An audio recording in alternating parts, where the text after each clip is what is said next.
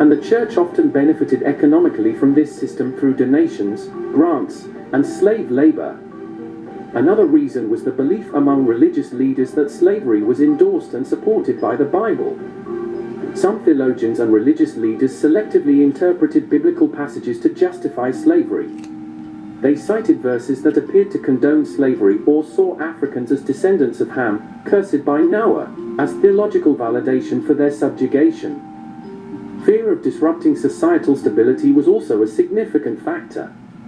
The church was cautious about challenging the status quo, as many religious leaders feared backlash or unrest if they openly opposed the prevailing system. The church's failure to denounce slavery forcefully or unequivocally remains a dark chapter in its history.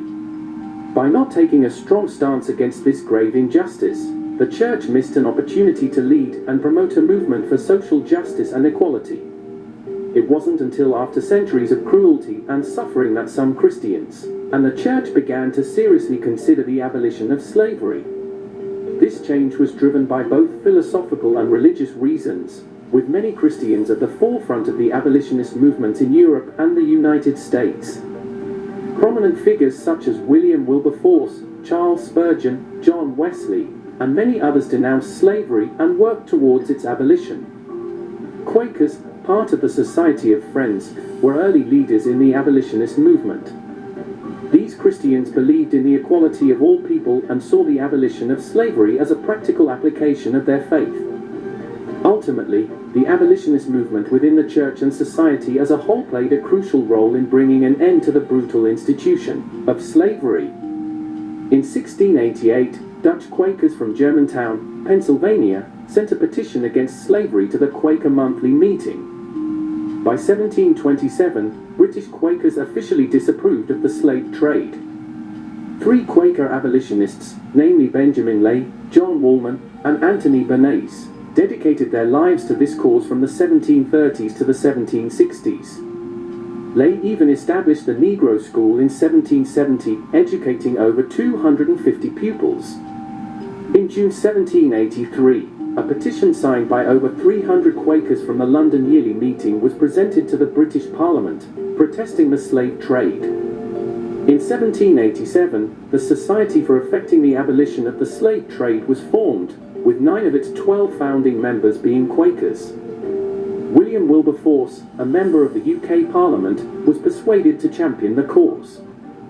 He introduced a bill to abolish the slave trade, succeeding in 1807 after several attempts, with the Slave Trade Act of 1807. The Royal Navy declared slave trading equivalent to piracy, liberating slaves on board and effectively crippling the transatlantic trade. Abolitionist efforts influenced popular opinion against slavery, leading to the outlawing of slavery throughout the British Empire in 1833.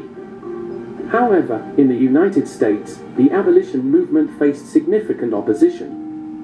In 1835, the American Anti-Slavery Society, AASS, founded by Theodore S. Wright, initiated a postal campaign, sending materials to prominent figures across the country and leading to massive demonstrations. To hinder these mailings, New York Postmaster Samuel L. Gouverneur unsuccessfully asked the AASS to stop sending materials to the South. He eventually decided to prevent the mailing of abolition pamphlets to the South himself. This prompted the AASS to resort to clandestine means of dissemination. Despite fierce opposition, some Methodist, Baptist, and Presbyterian members freed their slaves and supported black congregations. A significant revival in 1801 at Cane Ridge, Kentucky, led American Methodists to make anti-slavery sentiments a condition of church membership. Abolitionist writings, such as those by George Bourne and George B. Cheever, used the Bible, logic, and reason to argue against slavery. Initially, Protestant missionaries during the Great Awakening opposed slavery in the South. However, by the early 19th century, many Baptist and Methodist preachers in the South accommodated it to spread their faith. These differences in views caused schisms within denominations, leading to regional associations by the time of the Civil War.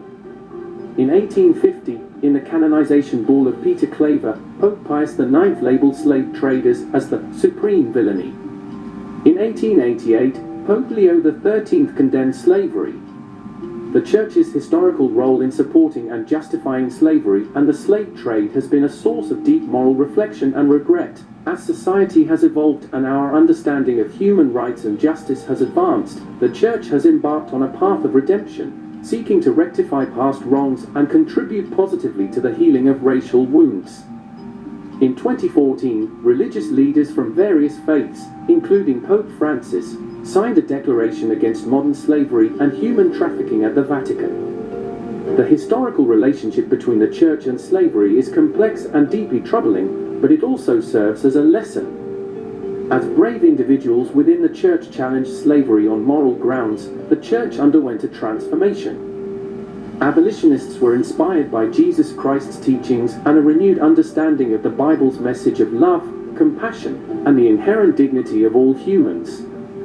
By the 19th century, many Christian denominations were leading the abolitionist movement, advocating for the liberation of enslaved individuals and the dismantling of the institution of slavery.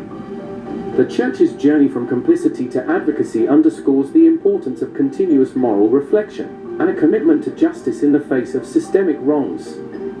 Acknowledging past wrongs, the Church seeks reconciliation and healing, providing a lesson for future generations.